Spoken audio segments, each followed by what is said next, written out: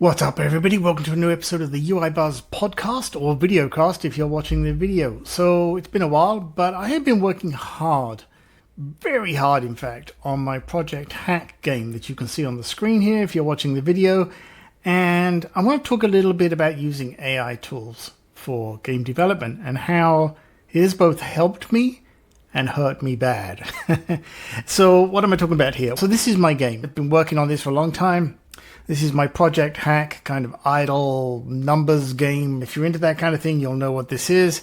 But in there is a feature, right, that I wanted to add. Now, I wanted to have multiplayer support. To do that, I've decided to use Unity Game Services. I've tried a few different ones, and this is all part and parcel of the problems that I've been having. So I turned to AI tools, and what I needed them to do is solve the problem for me of the game save and storing that in the cloud, syncing it back, and so on. I know how to do local game saves in Unity, not a big deal, done that before, but the idea of doing the local save, uploading that to the cloud, having that come down from the cloud, and so on, and all of the parts wrapped around that logic have been a nightmare for me. And everything I've tried worked by itself, and then when I bring all the parts together, it didn't. This was a prime time to say, AI, help me out here. So I have a Claude Code subscription, and I tried using that. Claude Code has been very good for me on many different projects, not for game development. So I was like, all right, here's your chance to shine, because under the hood, we're just talking about C# code. That's all we're talking about here. The problem became it would work to a certain point, and then there's like a tipping point where it would just fall apart and become horrible. And what I mean by that is, right, so let me give you an example. I'm going to walk you through this, right? So I have, like right here, there was this register part, which, worked great. It helped me write the code to just take advantage of Unity services to have a new player register with the Unity backend. And the same with the login, I made some screens and it logged in and it was great. I can show you right here. If I go over here, there's this player login screen. You can see where's username, password, and login. And these are just controls that I put on the screen. Forgot password. And then for the registration, similar thing. Layout's not very good here right now, but you get the idea. Password, confirm password. Claude Code was great at handling all of that, including the form validations, does the password match, and the confirm password, and so on. However, the problem became when I started to have it work with actual game data. And the reason for that is because this is an idle game, I'm using a large numbers library, quadrillion, trillions, millions, billions, septillions, all that kind of thing. And the way that works is there's a coefficient and a magnitude, right? So it's essentially two variables in one variable, right? Is the way to describe that. And it displays them on the screen. Fantastic. Everything works great here. But when it came to having Claude Code understand that library, it did. But when it stored the data, it didn't really store it right. And it sure as hell could not figure out how to upload it to the Unity Game Services for the cloud. And I was like, okay, so it got me that far. And then, like I say, it didn't, right? So I had heard about this other tool on a video on YouTube. And this other tool is called Bezi, Bezi.com. You can see the website here. And what it is, it's two parts. It is a desktop application that you use to interact with it. And then there is a plugin for Unity that allows the app to work with Unity, right? And there's two ways it works. Number one, you can ask it questions like you would any other AI kind of tool, and it will give you recommendations, tell you what to do, how to do it, where to go, and so on, and walk you through it. The other one is it will do it for you. Now, what that means is it will actually make those changes for you in Unity. It will actually interact with Unity for you, and not just the code, but the UI stuff as well. So go over to the website here and check it out. It's what they call the agent mode. And I was really skeptical because, like I say, Claude Code, ChatGPT, they had just not been working great. I was like, oh, okay, is this really going to work? Well, Bezi worked fantastically well. Let's just cut to the chase.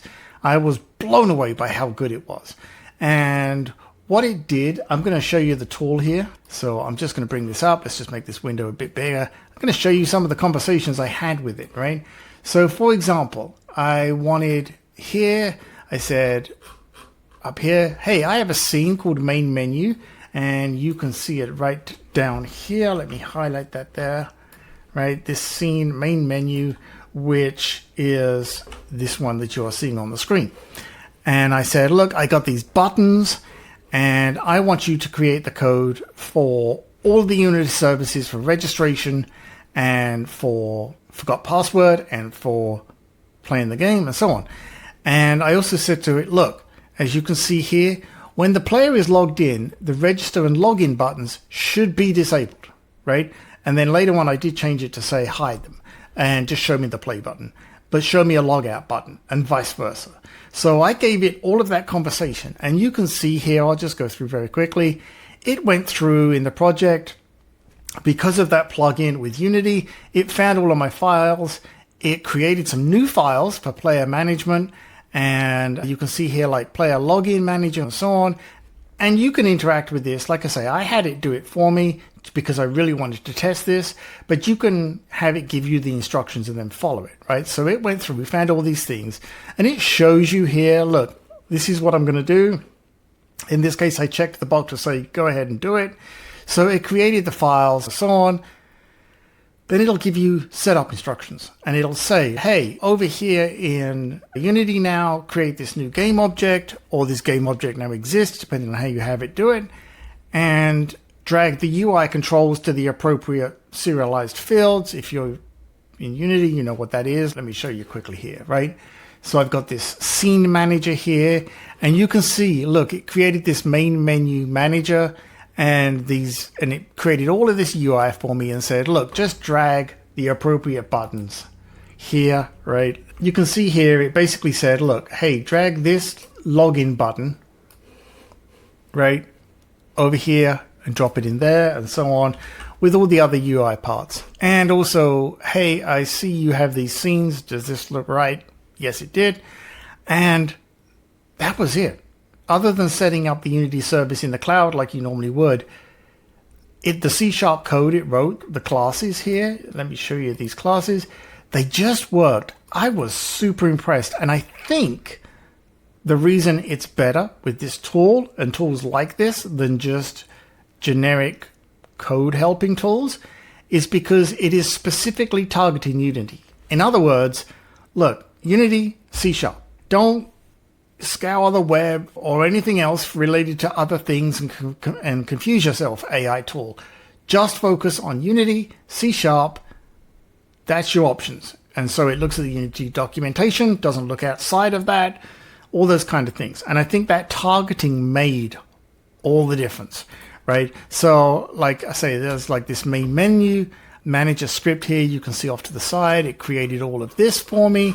I did have to tweak a few things for some things that I got wrong when I was thinking about what I wanted it to do, but it solved the problem. And then later on, after that, I was like, okay, my next big problem is now I need you to deal with the game data. And I was concerned, and this is where I expected it to fail, because I expected it to say, uh-oh, we've got these large numbers that go here. I'm just going to run the game so you can see this running here if you're watching the video. But we've got these large numbers, right? And I expected it to fall apart. It didn't, is the answer. If you're watching the video, I'm going to go over and I'm going to say, okay, I'm going to set a large number. Just so for those of you who don't know what I'm talking about with large numbers, right? I'm going to set the magnitude to 5. So here you go, 918 quadrillion. If you're watching the video, that's a big number. It's a big number if you're not watching the video. But the point is, it needed to understand all of this data. And Bezi nailed it. It looked at the source code for the large number library that I was an asset, and it nailed it. And it's, hey, I got this. I understand this now.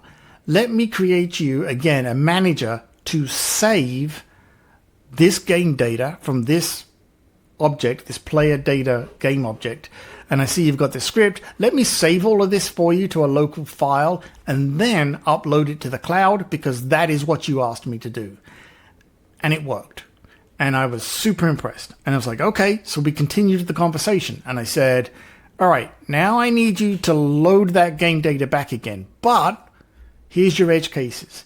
If the game data file doesn't exist in the cloud or you cannot talk to the cloud, I want you to use the local save as your backup. Load that data instead. And if the user's not logged in, again, do the same thing, right? I gave it all of the scenarios that I or you would naturally think of as your developer and working through these. And again, it understood it and it did it and it nailed it. There was a couple of compile errors where it was just using something that wasn't quite right. It was some old scripting. It was basically a bit of old documentation. It's given it the old way. And I said, look, this is the old way. I want you to do it the new way. It thought about it again. It updated it. It worked. And then I said, okay, now I want you to update. I want you to do the cloud. I want you to do the cloud save every 1 minute. And it said, hey, you know what? We can do better than that. How about we give you the ability to set it however you want it? So what it does is not only does it save it, and not only does it upload it at the schedule that I asked for, but it also gave me a menu option to say, hey, why don't I give you a UI that says if you want to change this on the fly, you can just do this in the Unity UI. And you can see these checkboxes if you're watching the video. It also said, hey, why don't I give you some extras while I'm at it? I'll give you an enable and a disable for autosave, load on wake, enable the cloud save, prioritize cloud on load, which is the one I talked about, and encrypt it.